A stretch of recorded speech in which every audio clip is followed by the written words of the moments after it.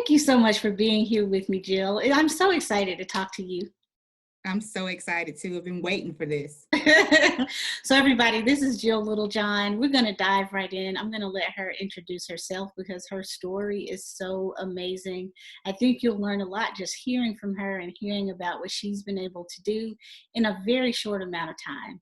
So Jill, why don't you start out by just telling people a little about you and the work that you currently do? Absolutely. So my name is Jill with one L, Littlejohn, and I actually work for a Fortune 500 company in corporate inclusion and diversity. I have the company has about 20,000 employees, about a $5 billion budget. And I've been doing that job for a little over a year, but I've been doing inclusion and diversity work for probably the past 15 years. I've served as a head of major nonprofit organizations, and I also served as mayor pro tem for Greenville City Council and on City Council for about 10 and a half years. Say it again, Jill. Make sure everybody got all that, because you have just been doing so many things. Maybe you've seen Jill in Ebony magazine or Essence magazine or in the New York Times or any number of different places. Jill has been on just about every top 40 under 40 or top 30 under whatever. Every list that I follow, I think I've seen your name at some point. And so your story is so interesting because you had this really wildly successful career, first in the nonprofit sector, then in politics, and you shocked a lot of people when you decided to go into the private sector.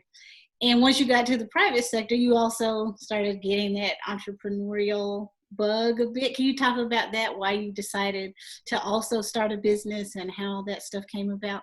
Yeah, sure. So, it's really been cool throughout my career. For the most part, I've always had two careers at the same time almost, right? So I was either working in corporate and volunteering, and then I was leading a nonprofit and serving on city council. So it was always two things.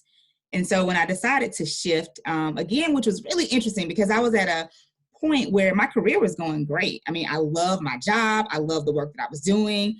We were making great progress. And so for me, initially, I thought, I could be here another 5 or 10 years. And somebody asked me, said, what do you want to do next? And I said, I think I want to go into like corporate inclusion or corporate giving. I want to be able to combine my nonprofit work to my political service. But I was like, but those jobs are so hard to come by. Like, that'll never happen. So it was always in the back of my mind that I would do that. And so when the opportunity presented itself, I was like, all right, I'm going to make this jump. But again, I've always been used to doing more than one thing. And so I said, how do I share the knowledge from the work that I've been doing for the past 10 to 15 years with others, and in a way that allows me to reach a larger audience, but not also, take away from my family time, my life. I was single at the time. I was like, I'm tired of being single. Like, I can be successful and have a companion. So I decided, I want to speak more. I've been speaking a lot, but I want to have a larger platform. I decided to write a book. And I wrote a book called Women, Wine, and Politics. I say those are like my 3 favorite things. I love being a woman. I love wine, and politics is like inbred in me. So, I wrote a book, and, I started speaking, and then, it was like a new job, new, as they say, side hustle. But they were combining and flowing at the same time. Yeah, and you have done an amazing job with that. Jill, you and I have known each other a long time, first as friends and then as strategist and client. So could you talk a little bit about our work together, how we work together, and just how our work together has helped you with your business? Absolutely. I think, and I tell, I am now engaged. And so I tell my friend, I know, right? Listen, follow your path. Like, come see me, come check me out. We can talk about that. But, I tell my fiance all the time, I'm like, everybody needs a Shantavia. Like, Shantavia is that type of person that does not allow you to give up on yourself. And so for me, I've always been extremely busy, had a lot of great ideas, but it was like, I'm moving to the next thing. And so sometimes I didn't get an opportunity to fully flesh out what those ideas were. And so with Shantavia, you know, it was like, hey, I got this idea. She's like, great, let's meet. When can we talk?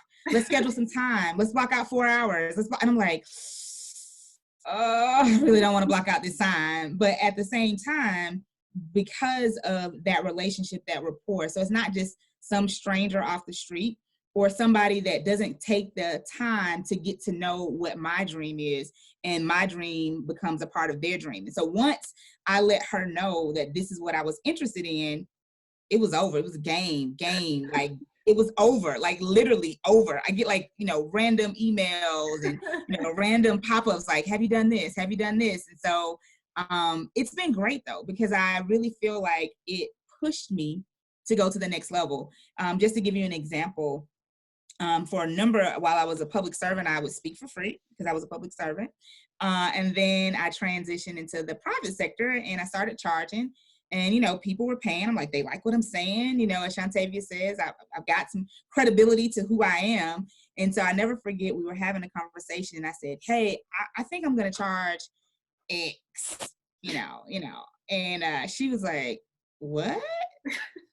It's like, you need to charge 10 times that amount. And my eyes, I was like, oh, I'm not going to do that. And so she's like, just do it. All they can say is no. Like, they can say yes or no, but if you don't ask, you'll never know. So I kind of chickened out a little bit. I did half of what she told me. And literally, this was by email. I was like, hey, I want to charge X. Within 5 minutes, I had a response that said, perfect, we'll send you the contract. And I reached out to Shantavia. I was like, oh my God, they said yes. She's like, imagine if you would have asked for the full amount. So, you know, she's the type of strategist that, again, once you share your dream becomes her dream, and she walks with you. She gives you that guidance and, you know, really pushes you to be your best self. Oh, thank you, Jill. And it has just been so amazing to see your dream come to fruition, in part because I know, you know, where you started. I know how you started. I know, oh gosh, almost 12, 13 years ago when we first met, you said, this is what I'm going to do. And it's just been amazing to see those things happen, but then also see that, you know, when you take my advice, we also get to see like this huge kind of 3x, 4x, 5x, 10x times return on the stuff that you already want to do.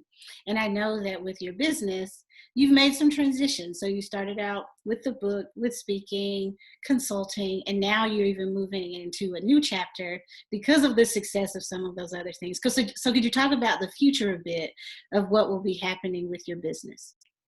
Yeah. So initially, when I wrote my book, Women, Wine, and Politics, I was speaking from a place of being a professional woman, being in politics, and sharing some tips about my journey, because a lot of women were coming to me and asking me that. And one of the main questions was, you know, how do you have, you know, a personal life? How do you have a companion? And at the time I was dating, but, you know, nothing serious. And so now that I've transitioned, I'm engaged, we're getting married. My fiance is a business leader as well and runs his own businesses. And we started getting questions of people saying, man, y'all look so happy. Like, what's going on? How does this work? What does this look like? You know, I want to have what you have. And we always say, well, you can't have what we have because it's only one of us. But what you can do is create your own happiness, create your own story. And a lot of people don't know how to do that. So we have started a company, Leadership in Love Now, because we believe that you can have leadership and you can be in love and you can have it right now. It's not something that you have to wait for. You don't have to have one before the other. You can have both of them at the same time or in any order. And so we've started that platform in terms of relationship coaching, professional advice, but giving it to that busy professional that wants to have both and they want to have it right now. And so we have some, you know, virtual dating and some sessions and some coaching coming along. And it's really been awesome to see that grow organically. Yeah, it has. And you and I have worked together a bit with Leadership in Love Now too. And just seeing the fact that, gosh, when did you actually launch that platform? Was it 2 weeks ago or? It's not even 2 weeks. I believe it's been a week or so. Right. A week ago. And you and I talked before and you wanted to wait. Of course, I wouldn't let you wait. And just in a week, you already are partnering with 2 major brands to do some digital collaborations, and just obviously the world is your oyster. So I'm excited to see about what happens next with that too. Absolutely. And like you said, we definitely wanted to wait. I was like, it's not ready. We need to do this. And what Mhm. was really cool, again, Shantavia, everybody needs a Shantavia. She's like, don't wait, do it now. Just start. I'm like, well, we need to have this and we need to have that. She's like, just start. And within that first week, we were able to, again, partner with some major brands. You have to check out Leadership and Love now to figure out what's going on.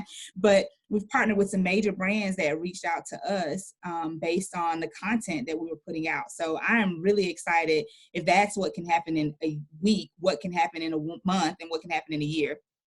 Yeah, so we will all be tuning in to see what happens, certainly with Leadership and Love and with you and with your other work while you're working full time. So I don't know if that was even still clear.